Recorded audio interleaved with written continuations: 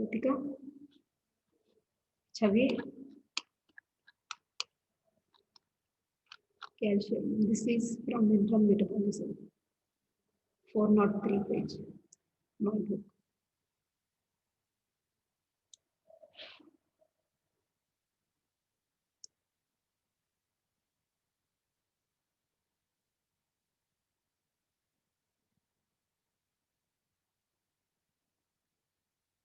Yes.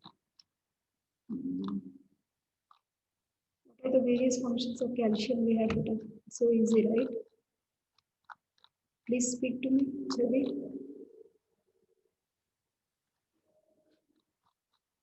Ritika.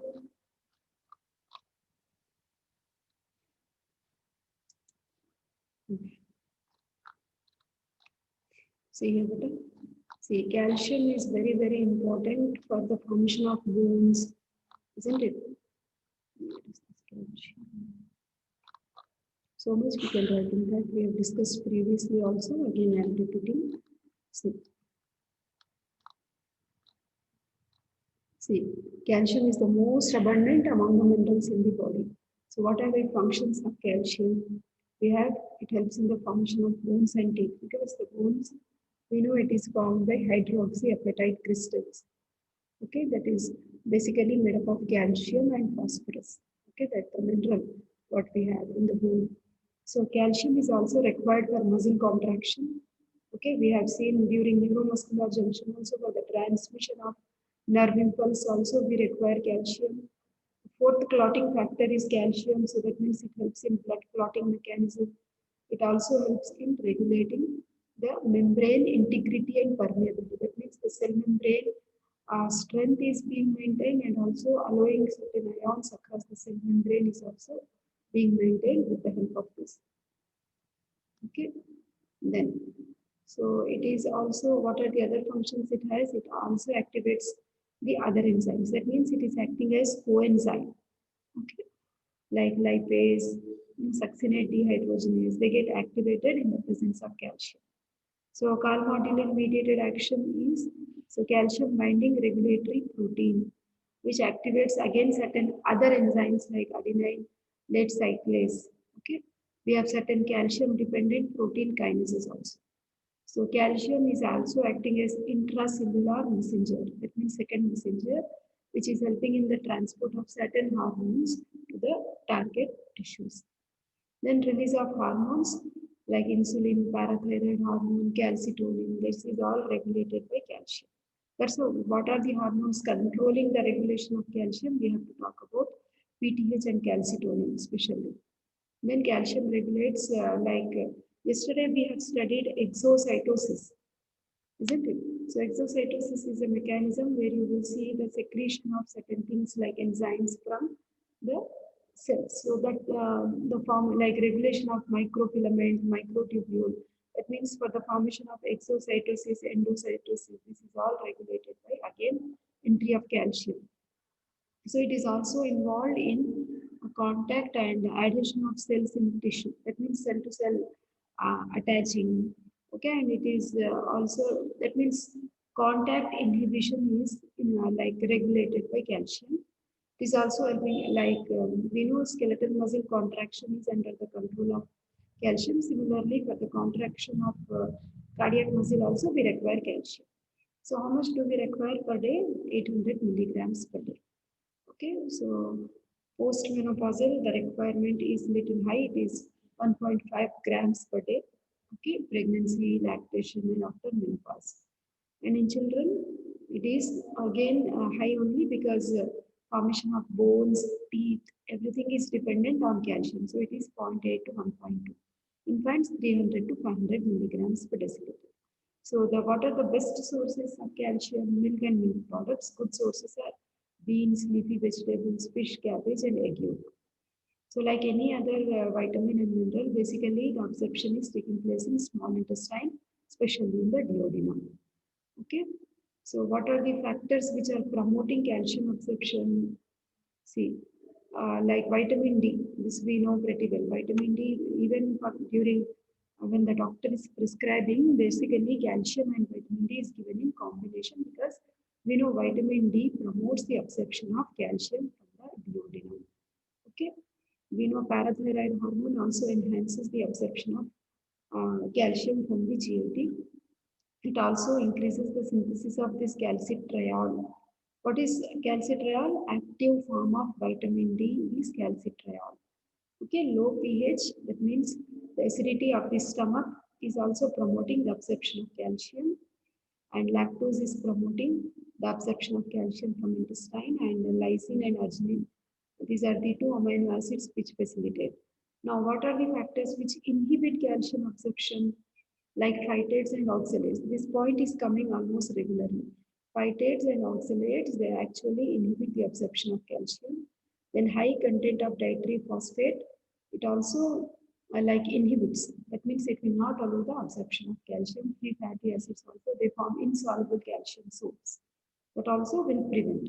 Then alkaline conditions high pH is unfavorable for calcium absorption. High content of dietary fiber, this is also interfering calcium absorption. So what is the normal blood calcium level? This is 9 to 11 milligrams per deciliter. Now coming to the hormones which are bringing about, we have actually in physiology book we have a flowchart which helps us to understand very clearly better. Here also we have of course, see, calcitriol, we know active form of vitamin D. It helps in the absorption of calcium from intestine. So PTH, the parathyroid hormone, which is actually coming from the parathyroid gland, which is present behind the thyroid gland. So that will help in the absorption of calcium in combination with vitamin D. Okay. So whenever calcium levels are rising in blood, the calcium levels are lowered with the help of the other hormones like calcitonin. So from where, what is the source of calcitonin?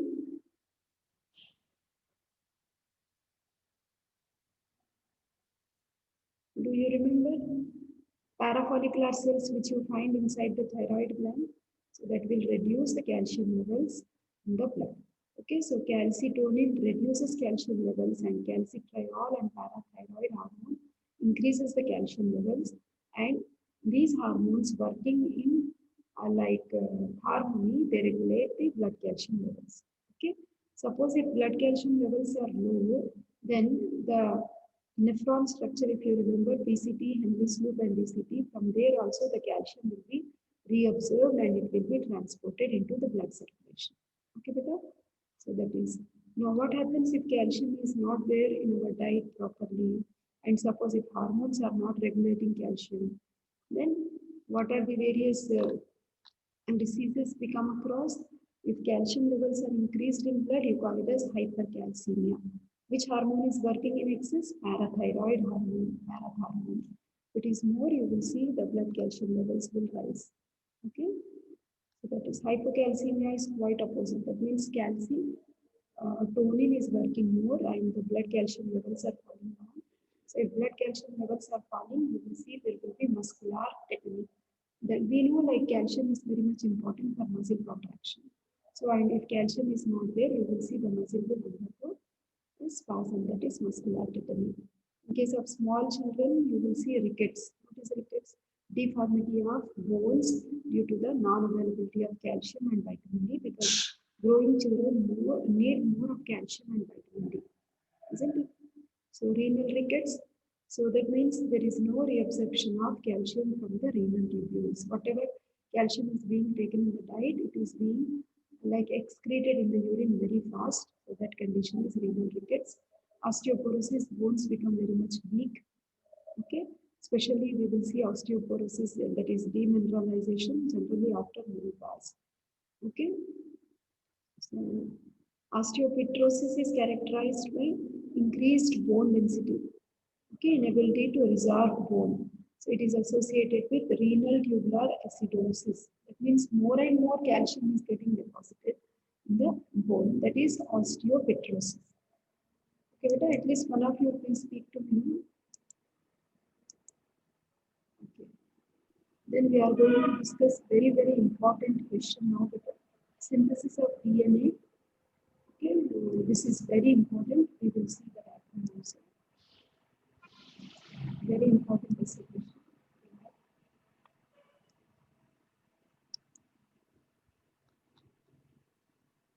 Calcium is clear, Ritika? Yes, ma'am. Okay. Now we will go with the next DNA replication, 523 page.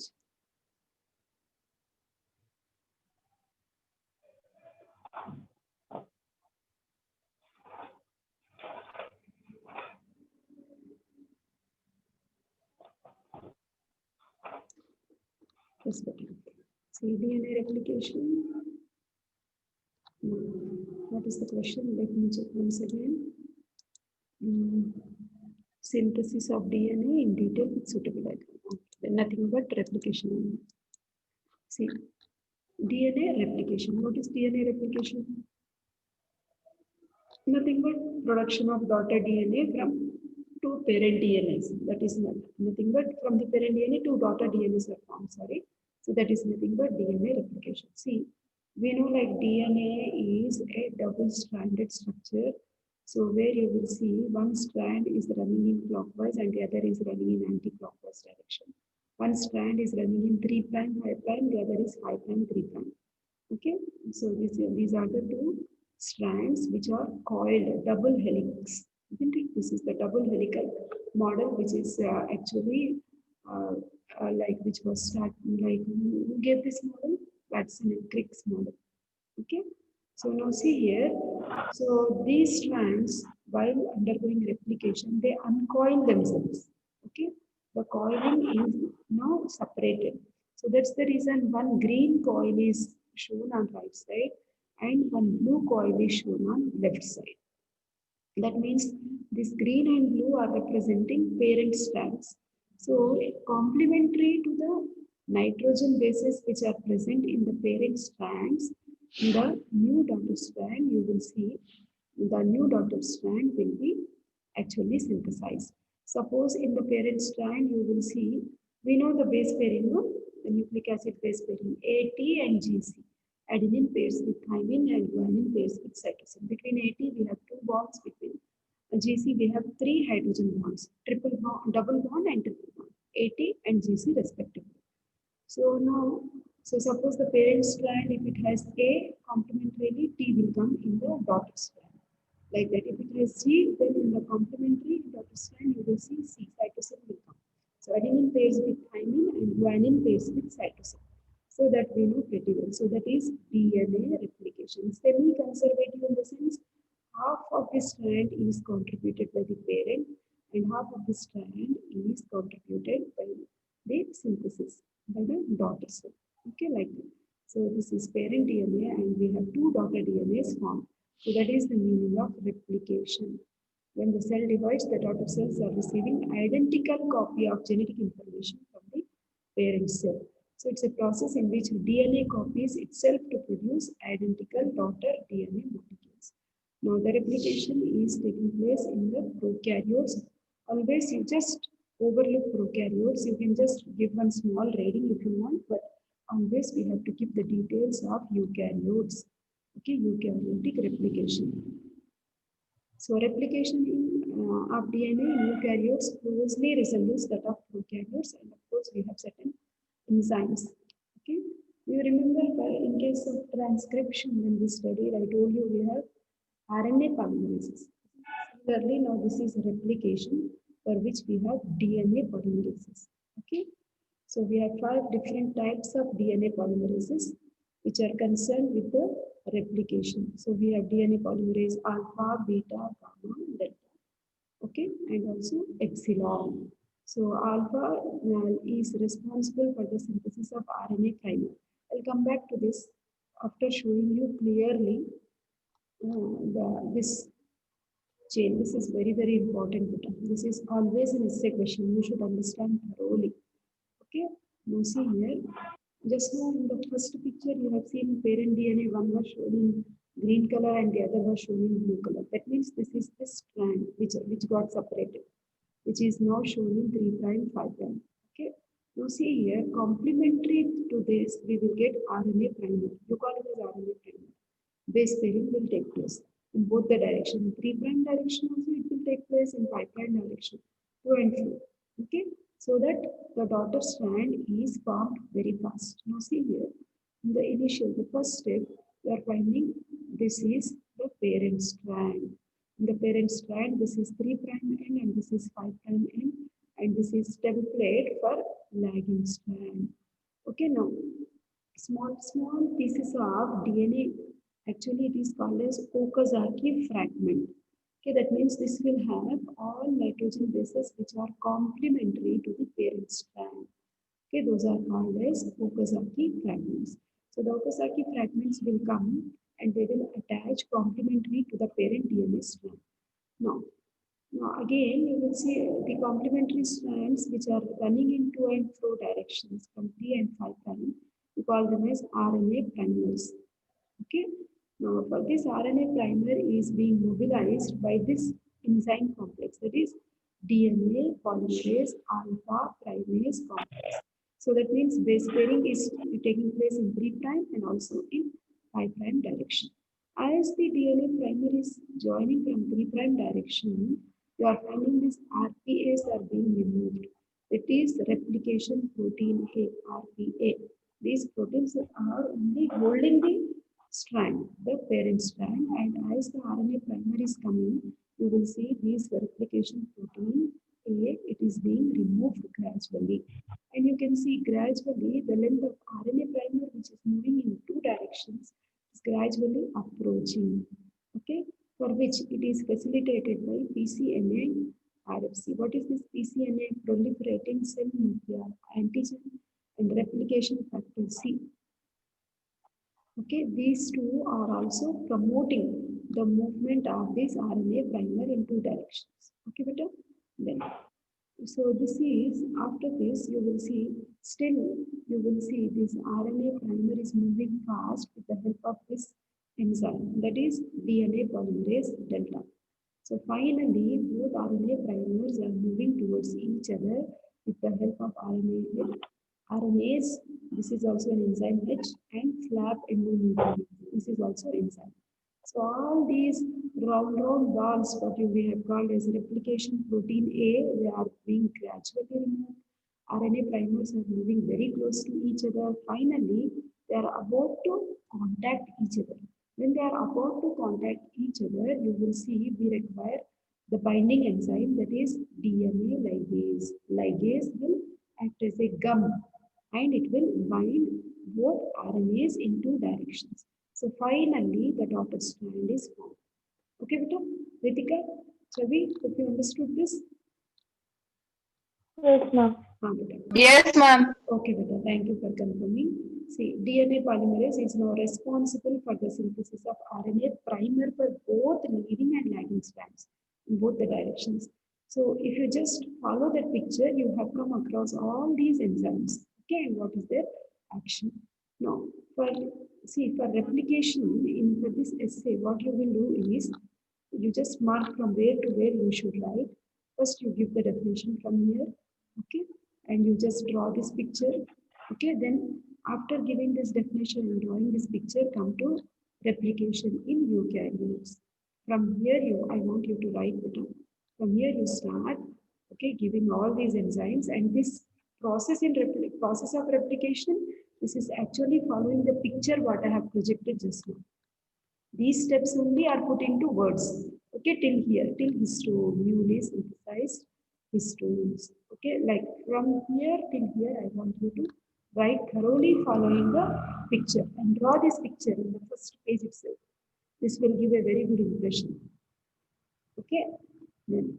So you can give a list of certain inhibitors. Suppose if you don't want DNA to replicate, when do we use? So suppose if the person is suffering with some cancer, you don't want cells to multiply because cancer is nothing but abnormal multiplication of cells. So then you have to give certain drugs which will stop the multiplication. So we have certain drugs like adriamycin, etoposide, doxorubicin, such drugs. Okay. So like 6-mercaptopurine, 5-fluorouracil, all these are the compounds which will prevent replication of DNA. Okay, beta? So that is all about second replication. So you have to draw the diagram and describe the synthesis. Though inhibitors is not asked, but you can add one line to give inhibitors as well. Then after that, we will talk about tRNA structure and function. This has come from chemistry part. How does RNA look, beta? Ritika, what is the name of that model we generally use for tRNA, beta? Chavi? Clover leaf model. 69. Really. Yeah, clover leaf.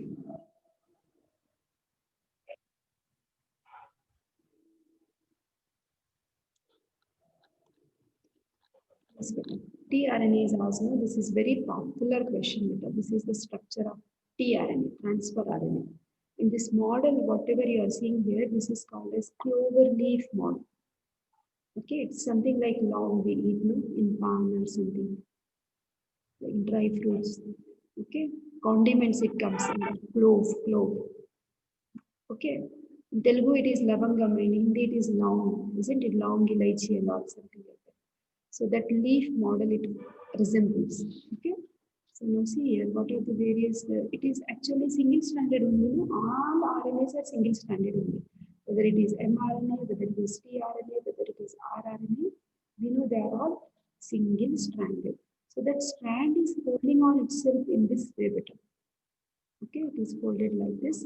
So this is 3' end and this is 5' end, which is folded.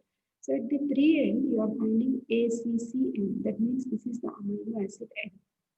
Okay, so this will identify the basic function of RNAs is, translation. That means they help in the synthesis of protein.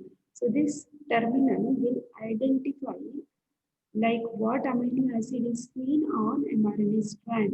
Suppose ACC is there, it is identified, and this anticodon region will catch those amino acids and will bring those amino acids. Suppose A is there, T will come. C is there, A, T, G will come. TGG is the site. Here TGG will come and bind, and this will be carried to the site of protein synthesis.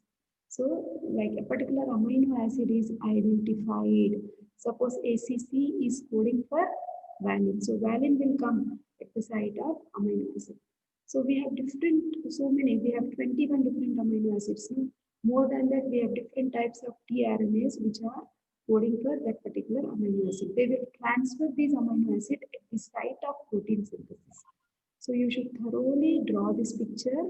Okay, one is amino acid, where the amino acid is attached. This anticodon will identify the site which is red on mRNA.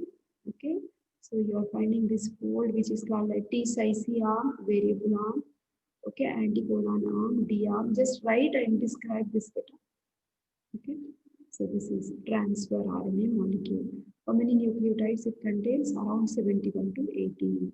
Molecular weight is 25,000. We have at least 20 species. Why we are using the word 20? Because we have 20 different amino acids. These amino acids have to be picked up by these tRNAs to get transferred to the site of protein synthesis. Okay, so it was first introduced. This structure was elucidated by Hawley. Okay, like Watson and Crick for DNA, right? Similarly, tRNA, we have Hawley who has elucidated this structure. This picture have already shown you. Okay, it has an acceptor arm, anticodon arm, D arm, D-Cyc arm. Just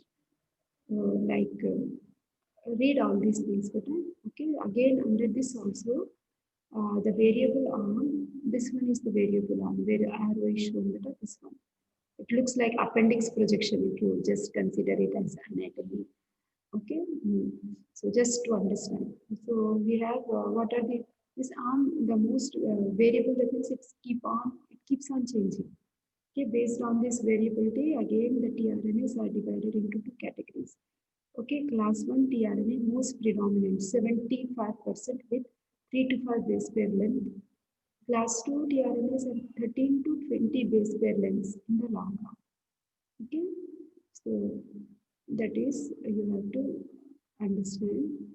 Then base pairings So it accepts around, see overall how many base pairs are there between 71 to 80 nucleotides. Okay, so based on that you will have base pairing also, isn't it? So it accepts around you have 7 base pairs, something like that. So everything, like if you make grand total of all these base pairs, it will come around 71 to 80. Okay, so that is all about tRNA. Okay, you just give draw the picture and give the explanation. I will just looking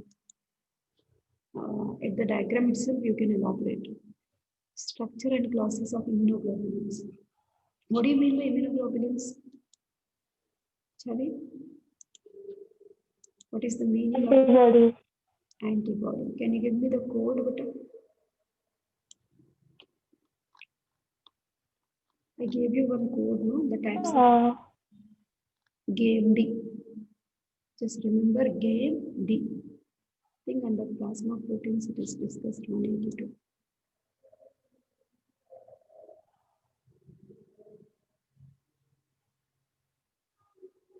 IgG, IgA, IgM, IgE, and IgD.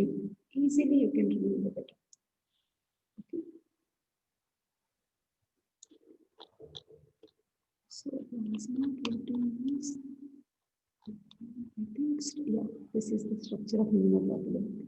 Now, what is the question which is asked now? Structure and classes of immunoglobulins. It's a very easy answer. See here. For the structure, see, immunoglobulins are also proteins only. Okay. When you tell they are proteins, that means proteins are made up of polypeptide chains, and these polypeptide chains are made up of amino acids. Isn't it? So see here, this is one polypeptide chain, this is one more, these are long chains, and this is short chain. Okay, so you call it as heavy chain, this side, whatever is shown. Okay, from carboxy terminus to amino terminus, this is one polypeptide chain, which is quite long, you call this as heavy chain.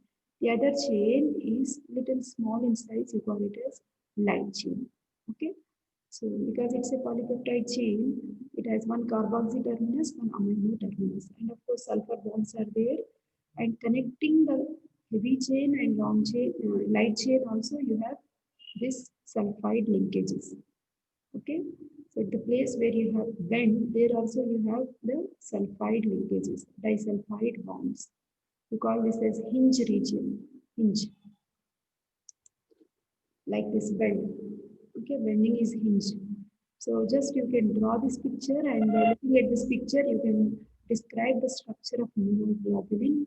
Once you describe the structure of immunoglobulin, then you give the table. You should memorize this table thoroughly. What are the various immunoglobulins? Are nothing but antibodies which are concerned with killing of microorganisms. Okay, the bacteria. Now see here, game D, I gave you GAMED, game D. If you remember this code, it becomes easy for you to remember the types of antibodies. So now see here, IgG, IgA, IgM, IgD, IgE. So the heavy chain, what you have just seen, it is called as gamma in case of G, and it is called as alpha in case of A, mu, M, and this delta, D, and epsilon for E. The light chains are either kappa or lambda. Okay, the molecular formula you should learn, and the molecular weight, how much amount of percentage of carbohydrate we have, you should know. Okay, how much do we have in the serum? And functions, of course, IgG mostly responsible for humoral immunity. Humoral in the sense antibody mediated immunity. Okay, and in the surfaces like mucous membranes and conjunctiva and all, we have IgA type of antibody. Okay, and IgM is also helping in humoral immunity, killing the microorganisms, first line of defense. IgD, B cell receptors, IgE, humoral sensitivity, and histamine release. Histamine is, this is released whenever there is some, in case of what we call as autoimmune mechanisms. We generally see the release of histamine. Histamine is released in case of bronchial asthma, wherever we need inflammation. In case of inflammations, in order to fight against inflammations, we have this histamine. Okay, So which is mediated by IgE type of antibody. So just read this table and you can elaborate this table in your own words. Okay, so that is about immunoglobulin. Now once you know about immunoglobulin, okay, so urea cycle.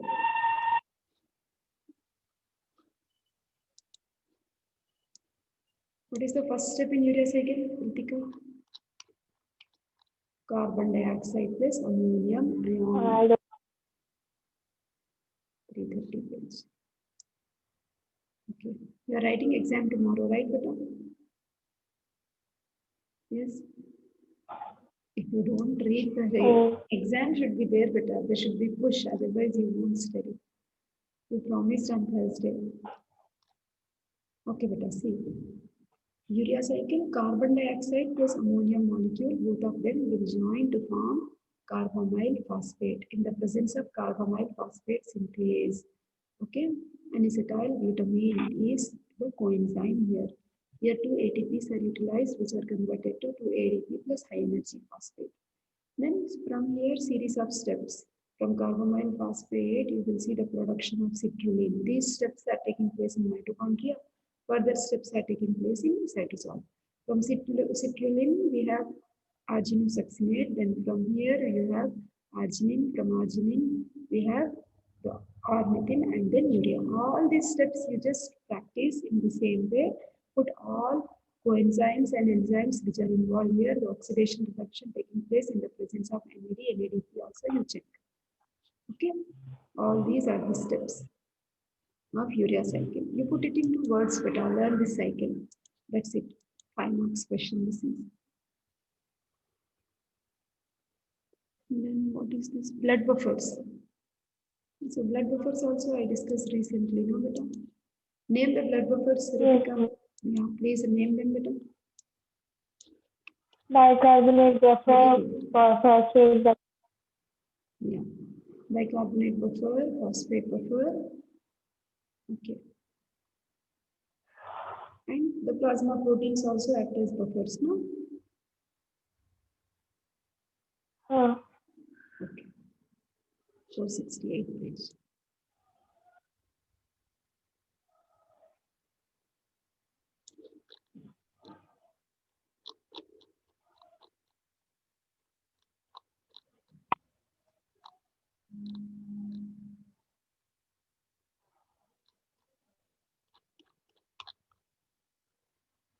What is a buffer, beta?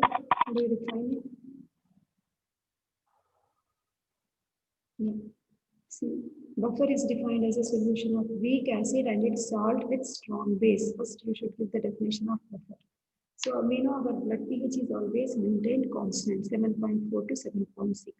So, in order to prevent the changes in blood pH, we have 3 different buffer systems in our body. Blood buffers, respiratory and renal. So among blood buffer, we have bicarbonate, phosphate and protein buffers. Okay. So bicarbonate buffer is the main buffer system what we have in the blood, isn't it? So it is made up of sodium bicarbonate and carbonic acid, which is the predominant buffer system of extracellular fluid. That means it is present in the plasma. Okay, Ritika was present, but because Chavi was not present, I am revising everything. CH2CO3 is now, this is the universal formula we know. Carbonic acid is now split into H plus and SCO3 minus. It's a reversible reaction. So there is a law of mass action at equilibrium. This is the universal formula, like something we have it. This is constant, or dissociation constant, Ka we are writing. So H plus and SCO3 you are taking in numerator and this comes under denominator. The equation can be rewritten like cross reaction. You are doing cross reaction. Simple mass, do it like this. So the hydrogen is coming this side. This is the dissociation constant. H2CO3 upward, SCO3 down. We know pH is nothing but log 1 by H. So instead of this H, now you want to substitute log 1 by H. So everywhere if you put log, the formula again becomes reverse. SCO3 comes to top, H2CO3 goes down like this. And log 1 by Ka, suppose if you consider log 1 by Ka is pKa, instead of writing log 1 by Ka, you can write pKa. Instead of log 1 by H, you can write pH. Log 1 by H is nothing but pH. You are just substituting the words and then it remains the same.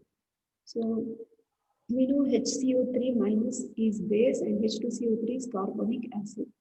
Now, if you just like put certain values based on the things what we have in our blood, you will come to know the pH is coming to 7.4.